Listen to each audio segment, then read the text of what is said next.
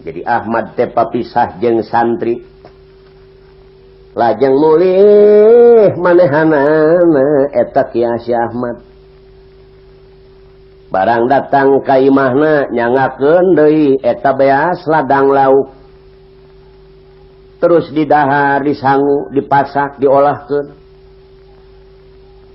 barang beres Pak terus dalalahar Ahmad sareng inung bapana barang beres dahar Ahmad pokna teh kieu Bu Bapak kuring rek wak cabalaka nek blak-blakan ceuk Ahmad kuring nek eureun nguseup teh naon sababna sebab kuring teh hayang boga pangalaman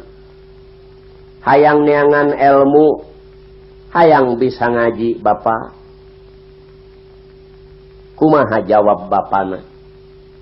Mad dia ulah menang dililir ku batur ya geus ngeunaheun ye inung sia tulintuh ya aing gelintuh ye geus ngaji mah ngeunah di lebok moal ieu mah geus puguh aing kapanggih daharan unggal poe ulah sok menang dililir batur ilmu di aing ngebekrek ceuk Ahmad lain kitu Bapak keukeuh kuring mah hayang masantren